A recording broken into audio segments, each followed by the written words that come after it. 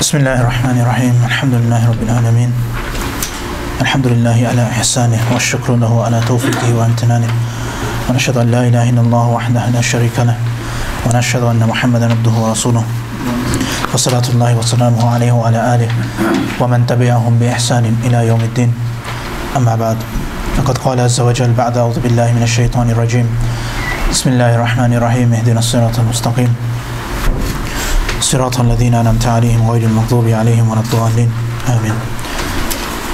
So, alhamdulillah, as we all aware from last week, we looked at the 4th verse of Surah Faatiha and how within that verse Allah subhanahu wa ta'ala,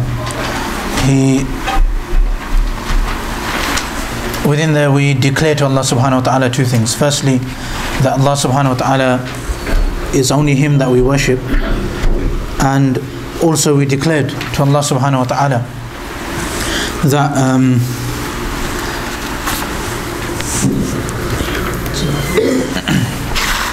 we also declared to Allah subhanahu wa ta'ala that despite the fact that it's only Him we worship, this is something which is extremely difficult for us. It's not something which is very easy. So we also declared Iyaka na'bud, we declared we're going to worship Him, and we also declared Iyaka nasta'in, that only from Allah we will seek help. All of the help that we need, we take it from Allah subhanahu wa ta'ala. So this is the key thing we done last week, that we appreciated that based on all of the amazing qualities of Allah, Allah describes Himself in the first 3 verses. Then after that we declare that we're going to worship Him, and also that we need His help. And we declare in essence that we are in need of the help of Allah to be able to even come close to worshipping Him properly. This is the key thing that we learn. So this week one of the first things that we try and touch upon is hidaaya itself, the 5th verse, which is Ihdinas Siraatal Mostaqeem, where this is the dua starts here. At the end of Surah Faatiha we would recite Amin, because the whole thing is a prayer and we're asking Allah subhanahu wa ta'ala for different things. So the key thing we ask is for hidaaya, is for guidance. Now this is the first verse, the first word, Ihdina, that we ask Allah to guide all of us. And guidance generally has many different meanings, but the word guidance, it comes from in Arabic hadiya as well. So just like when somebody gives somebody, if hadiya is a physical gift, then guidance in itself will be any kind of spiritual or mental gift. So guidance very often is knowledge. So when you give somebody knowledge, this is something which is a gift, which is, it helps them mentally. When somebody is given spiritual things like the ability to have commitment or to have perseverance and to have continuity, these are things which are required for a person to do lots of things. And these are what Allah subhanahu wa ta'ala encompasses all in the word hidaaya. Hidaaya in itself, it means to guide, but it means to guide usually to something very good. So to guide to something very important and good, but in a way which is very beautiful and gentle as well. So this is the overall meaning. So you guide somebody to something which is very beautiful and also extremely beneficial to you. This is how we understand hidaaya as a word. And this is what Allah subhanahu wa ta'ala has, it comes from hadiya as a gift. This is the gift of Allah to us, that He's given us a certain form of hidaaya which we benefit from all the time. Now the scholar called Allama Asfahani, he was the first scholar. He came a couple of 100 years after the Prophet ﷺ passed away. He was the first scholar to write a book in which he is called Mufradatul Qur'an. In there he takes every individual word of the Qur'an and he writes a commentary on it. He explains what the word's about. So obviously he done this for every single word. So if you ever need to know what a word means, you can go to that book, as long as that word is in the Qur'an, and he will give you a good explanation of it. The word, so when Ihdina comes, so for the word hidaaya, the explanation is about 4 pages long. He writes just on this one word. In there, as on your sheets, there's the 4 points which he mentions. He mentions 4 types of hidaaya in there. So the 4 types of hidaaya which Allama Asfahani mentions are 4 types which are all covered in Ihdina. The first one is the hidaaya which everybody has naturally anyway. By being born, a person has certain types of a certain way of differentiating between good and bad, just because of the way he's born. So he knows that certain things are right, certain things are wrong, and every human being has this. The second one is when Allah then sends prophets to say certain things. The words which the prophets say, this is another form of guidance, another form of hidaayah. And these two, they always they complement each other. the first hidayah to naturally think what's right and wrong, this will be complemented by when the Prophet comes and explains more in detail what is right and wrong. So these two complement each other. The third one is the hidayah from Allah to be a worshipper. Now, when the prophets came, as we know, the prophets came to different people. So Musa alayhi salam came to Fir'aun. Fir'aun knew what the truth was. Shaitan knew what the truth was as well. And obviously the Prophet sallallahu alaihi wasallam came to so many people. Abu Jahl, the amount of miracles that came in front of the Quraysh of Makkah. So they knew, they were more than aware of what the truth was.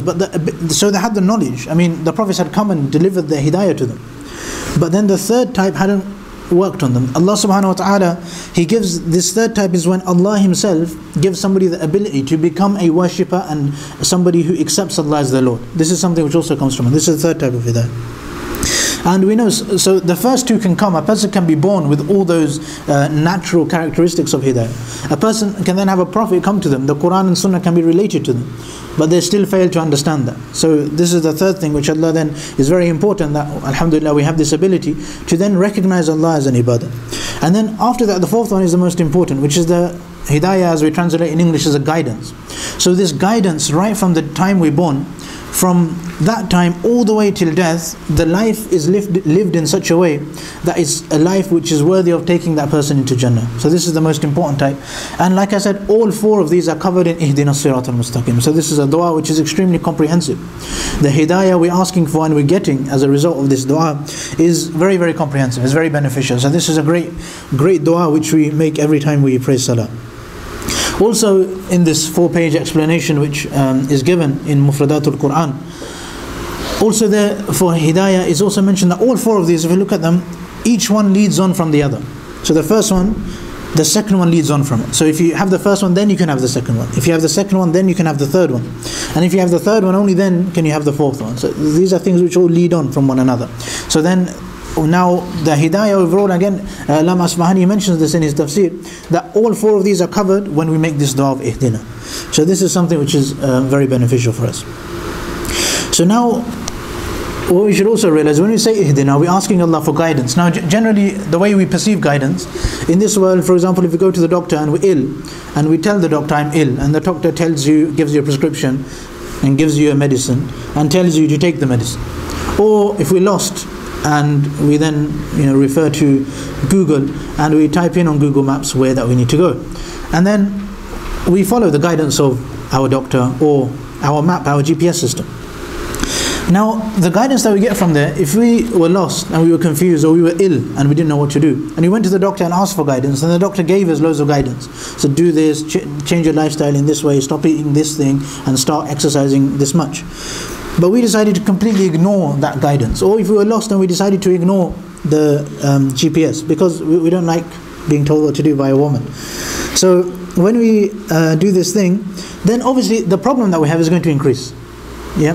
So we're going to have either get worse, more ill. So now this is the thing we have to understand. So now when we recite Surah Faatiha, we are telling Allah that please guide us, give us some guidance. Now if Allah gives us this guidance, if we have the Qur'an and the Sunnah presented before us, and we are told what to do, we know how to live, but despite knowing we then fail to do it, this is why this guidance is very different. And it includes many various aspects which we don't always have. So firstly, when we say that, we should try and do it. It's very similar to the example last week. If we love somebody and tell them I love you, and then we don't do whatever they tell us to do, then it's almost hypocritical, isn't it? So the love's not really there. In the same way here, we're telling Allah, I'm lost, I need guidance. Then Allah gives us all of these, entire lifestyle to follow, and we decide not to follow it. So it's something which goes against almost what we're saying. So when we stand up for salah, we affirm this belief of ours, this intention of ours. So the intention is that we will do what Allah tells us to do. So this is the benefit that we have there. So we try and actually commit to and try and actually carry it out. Hidayah also has other words which you could use. I mean, guidance in Arabic, very famous for a person to be Rashid. So Rushd itself is something which is guidance. So this is something we could have said here, Irshidna, that guide us. Again, it would have had the same meaning. Hidayah gives us extra meanings. Now imagine this verse comes to the Arabs.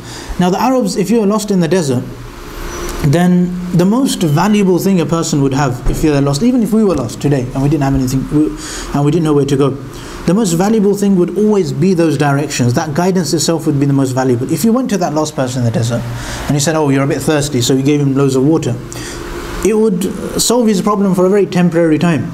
But essentially he needs to get back, have guidance, and go back to his original life, and have guidance and know where to go. That's what will really solve his problem.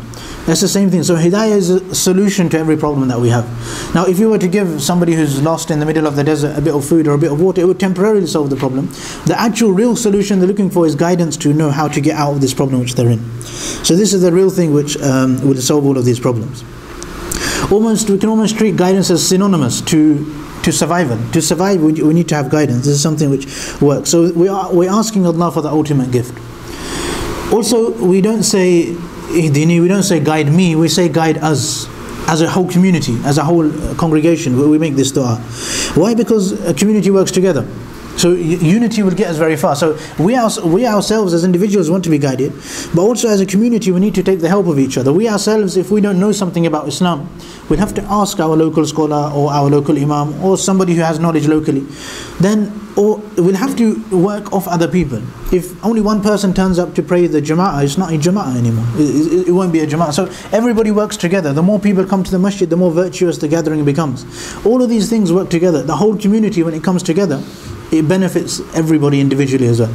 So this is the key thing. Allah makes us say Ihdina, guide all of us. So as a result of everybody being guided, then individually we benefit more as well.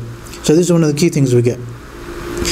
And by coming together, and whenever we have a problem that way, then if everybody has guidance within them, when we take guidance from one another, when we ask somebody else for help or assistance or some kind of advice, they'll give us advice which will actually be within the realms of Qur'an and Sunnah, within Islam. It will actually benefit us properly. Otherwise, if somebody else doesn't have guidance, then the guidance when we ask them for advice, it's not going to be very helpful for us. So this is very important. This is why the guidance, we try and have everyone else in our sights when we ask for this guidance. In fact, the plural, like we mentioned last week, we say that nasta'in and na'bud. We all together as a whole Muslim ummah, we all do this thing. We all recite the Faatiha. So the plural, when it's used, we realize that we're not the only ones doing this. The entire Muslim ummah does this. So this benefits us in various ways. And this way we also worry about each other. Because here we're making a dua. So if we just made the dua for ourselves, we'll be excluding everybody else. So like the Prophet ﷺ said that لا يؤمن أحدكم حتى يحب لأخيه ما يحب لنفسه. None of you are true believers until he loves for every one of his brothers what he would love for himself. So this is one thing. We make dua for everyone at this point as well. In fact, there's another hadith where the Prophet ﷺ, he mentions that none of you make dua for another brother except that when he makes this dua, then an angel comes and says Ameen, for that this dua is accepted in your favor as well. So when we make dua for somebody else, then this dua also automatically comes for us. So by including everyone, this makes this dua for everybody. Also what we realize is that this guidance is a lot more comprehensive than the guidance we get from our doctor and from our GPS. The GPS will simply tell us to go left, right, straight, forward. The doctor will tell you what to eat and drink. But it will stop there. They'll never tell you how to actually do it, or they won't help you to do it either. If you go to the doctor and they give you a prescription and you choose not to follow it, then that's it. They're not going to follow you up. And whereas the hidaaya we get here, Allah tells us what to do, and also that we're also asking for that commitment, for the ability to carry it out, for everything else that we need to carry it out, for the ability, for the inspiration and all of the enthusiasm which we need, and the continuity. All of this comes within the hidaaya that we carry it out. So we all know that we're meant to do certain things, even in the worldly life. We know we're meant to eat less fat and sugar. We know we're meant to exercise and go to the gym more. But most of us don't do it. We don't exercise more. We don't go to the gym more. We don't do these important things. And even though we know that there's no doubt about them being good for us, but we still don't do it, because this is that second part of hidaaya which our doctors and our GPS and the advert at the gym doesn't really actually give us. It doesn't give you the commitment to actually carry on going for it. And if it was information, it would only be needed once. The doctor only needs to tell you once to do it, and then everybody does it. So if the ihdina, if that was also just only information, then we'd only need that once as well. Everybody knows that it's compulsory to pray 5 times a day. But how many people actually do it 5 times a day on time? We all know it's necessary, but do we actually do it? Or how many people that know it's necessary do it? So this is the continuation of hidaaya. We know it's necessary, but we're also asking in this hidaaya for that commitment and the ability to actually be able to carry this out. So we can almost compare it to water. Hidaaya is like water. 5 times a day we come and we ask Ihdina. We ask for this guidance again and again. If it was simply a few instructions, it wouldn't be continuously repeated. Just like water, we need to drink it. We can't say, I've already drunk water yesterday, so I'm not going to drink it today. We have to drink it regularly. You have to keep going with it. And also water runs out. There's a point, there's a time where water will have left the system. You'll have used it up. So then a person needs to continue taking. Well, the same with Hidayah. We run out of commitment, we run out of Hidayah. So we carry on asking Allah for Hidayah. This is one very important thing which helps us take Hidayah. So this is the first word only, Ihdina. So why we ask Allah for guidance. Now we then say Ihdina Siraatal Mostaqeem. So to the path. So Sirat is the first word. Sirat, many words in Arabic for path. Generally we have Sirat, and then we can have Sabil, which is like a smallish kind of path. Tariq is also a path, and a Fajj is also known as a path. All of these things, Fajj is more for valleys, and they all have different connotations. Now what's unique in Sirat is there's many different unique things. One of the key things is that a Sirat would always indicate on a wide road, a road which is, more than one person can travel on it at a time. Right from the beginning, I'll just say, for nowadays, it's like a main motorway for the UK. So one thing which links the whole of the south from the north, the M1 for example. So it links us to everywhere in the north. Now a really main motorway. So the little streets would not be classified as a Sirat. This is how we understand it. And also it's straight, like most of our motorways, relatively straight. They get you in, you don't have to worry about losing sight of where you're trying to go. And also it's something which is long to the extent that you need supplies to last on it. You need commitment, you need determination. If you set out on this road, if you set out to walk on the M1 from here to Manchester, from London to Manchester, unless we had a lot of commitment, if we started walking, we would run out very quickly. We'd run out of supplies, we'd run out of energy, and we'd have to give up and stop doing it. So usually it's something which you need supplies on. This is one of the key things which Sirat indicates to. So instead of using a word like Sabil and Tariq, we have these extra connotations. And for example, a Sabil would be like a small passageway, and it wouldn't be as main as a Sirat. A Tariq is also indicated more on an alleyway. And this massive high straight road which doesn't have crooks and is level and is easy to travel on, but it's also long to the extent that you could run out of supplies. This is what a Sirat is generally understood as. Also it's clearly distinguished from other roads. The other roads, if you were to go off, you'd realize that you've gone off. So if you were going straight on this road, you wouldn't find it. So now we're asking for guidance to this road, to this specific road.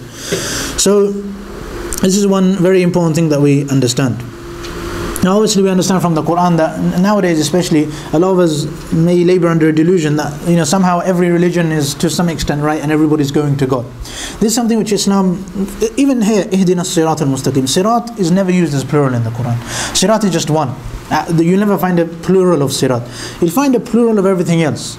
So Allah subhanahu wa ta'ala, He makes it very clear that Inna Dina Inda Allahi al-Islam. The deen is Islam. This is the way to get to Allah. The last prophet that came, who perfected every other religion to come. The only real scripture and book of Allah which is left on the face of the earth, which there's no claim of anything else being the word of Allah apart from the Qur'an. So all of these things, they indicate on Islam being the one path which will take a person to success. And this is never pluralized. Nowadays, because of different ideas and the way the society we live in, especially in the West, we forget that, and sometimes we think that everybody is somehow on some right path. So by the fact that the truth is always wahid in the Quran, it's always used singular. La tattabi'u subul. Allah says, don't follow the subul. Subul is plural of sabil. Don't follow the different paths. And then Allah says, we sent you to لِتُخْرِجَ النَّاسِ مِنَ الظُّلُمَاتِ إِلَى النُّورِ, to take people out from the many dhulumat. Zulum is darkness. Dhulumat is the many darknesses. So from all of these darknesses to the nur, to the one light, to the one right path which a person has. So this is the key thing. Even once the Prophet ﷺ, he was sitting with the Sahaba radiallahu anhum, and he drew a straight line and said, this is the Sirat of Allah, this is Hada Siratullah, this is the Sirat of Allah. Then he drew many different roads. It's almost like our Sirat in Ihdinas Siraatal Mostaqeem. You have the one path going straight, and then you have the odd path going to exit to different junctions.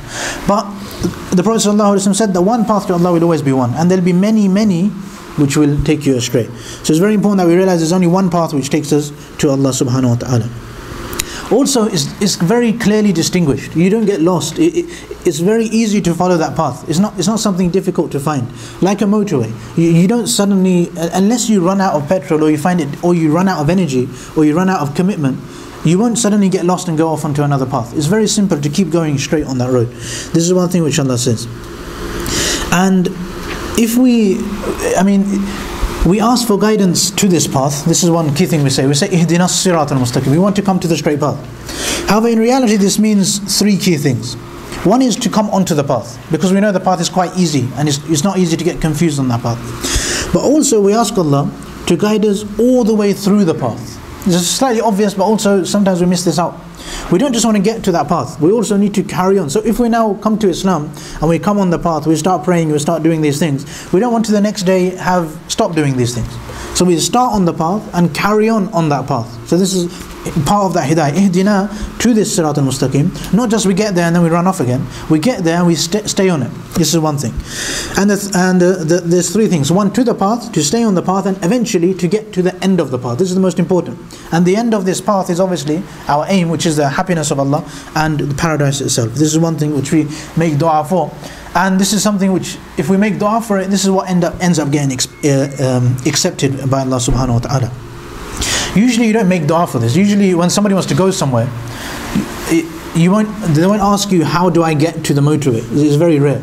They'll ask you, how do I get to Manchester? This is the normal process which somebody will ask. And then you use the motorway as an example again. So we remember our end goal is always paradise and the pleasure of Allah. This is what we're aiming for. But we use the path which has been set out by the people before us, by the Prophet ﷺ and the Qur'an and the Sunnah. When this path has been set out, this helps us get all the way through to the end. So this is the key thing. Also, the reason we have to ask to stay on it the whole way through is because there's so many distractions in the world. So if we're driving, we run out of petrol. That's quite a big problem. Or you could even start reversing and going in, that would be an even bigger problem. So this is what sometimes happens. So everything's going well, but then suddenly we run out of power and then we've stopped. And to the extent that, because imagine the path is from where we are at the moment all the way to Jannah. So we could get close and then end up going backwards. This is the issue that we have. This is why this hidaaya covers this. This dua here, it covers this. That not only do you get to the road, not only do you start walking on the road, but you keep going. And Allah, every time we ask for Ihdinas Siraatal Mostaqeem, Allah will keep giving us that guidance and motivation and commitment which will last us all the way to the end of this. So this is the key benefit which we take from here. For example, when the people get to Jannah, the dua they make, Alhamdulillahi alladhi hadana li hada. When usually, Ihdina li hada, or Ihdina li Siraatal Mostaqeem. Maybe that would make sense. That take us all the way to that path, but the whole aim is that we get to the end of the path, not just to that path. So these are different reasons. That's why Allah uses Ihdinas Siraatal Mostaqeem, and all of these different meanings get covered by using this. And also Allah subhanahu wa ta'ala, He teaches us here that we realize that it's very easy that we will burn out. So we need to keep Him to keep us committed. If we were really confused about our path before today's technology, when we all have an entire sat-nav on our phone, we'll go a few years back and you would not have a sat-nav on your phone. You'd have to invest in £300-400 to have a GPS system. So if you go, let's pretend we're 10 years ago and we didn't have these brilliant technologies in front of us. So now if we were confused on how to go from here to somewhere else, and somebody else is an expert, like in the olden days, you'd always have to have a guide. There were no signs on the motorway even. So you'd have to have a guide, he'd tell you. So now, ideally you want to keep the person on the phone. If somebody's saying go this way, go left, go right, they won't have phones, but we'll pretend they did.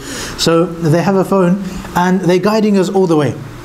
So now you want to keep them on the phone. That, oh yeah, there's a shop here, there's another roundabout, and you take this exit, and then you see a petrol station, then you see this.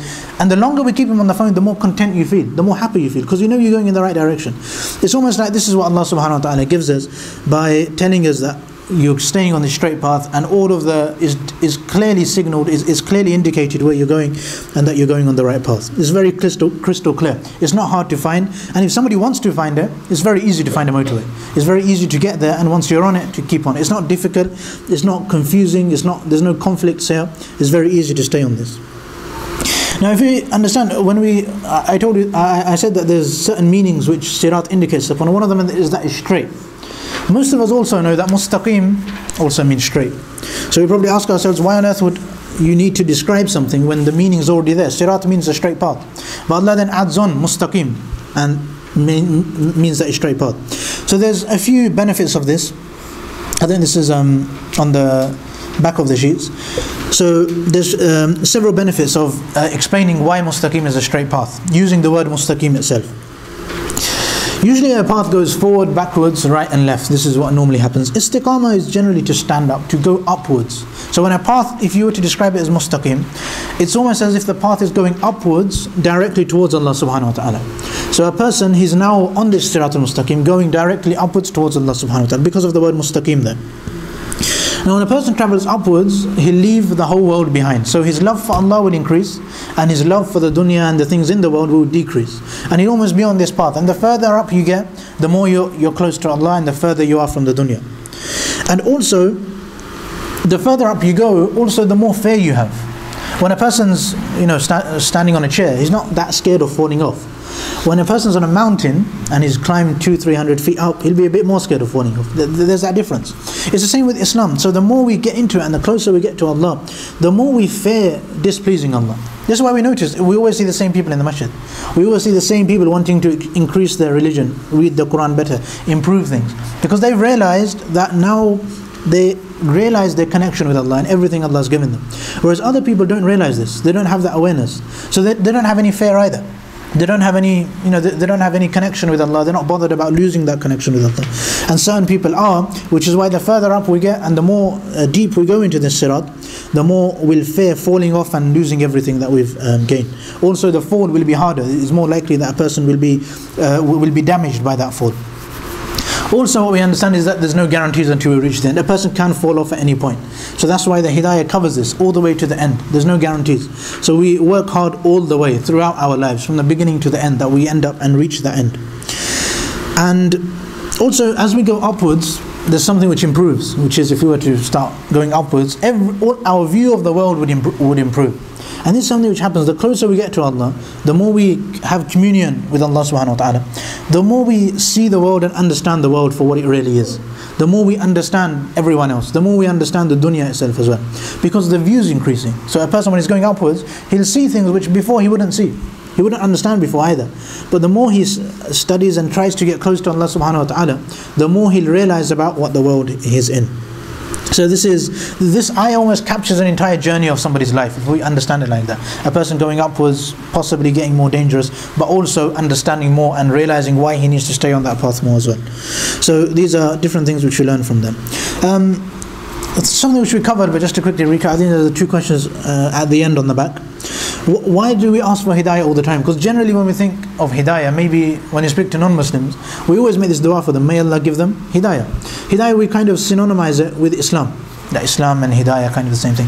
But hidaayah, I think we've explained this in detail anyway.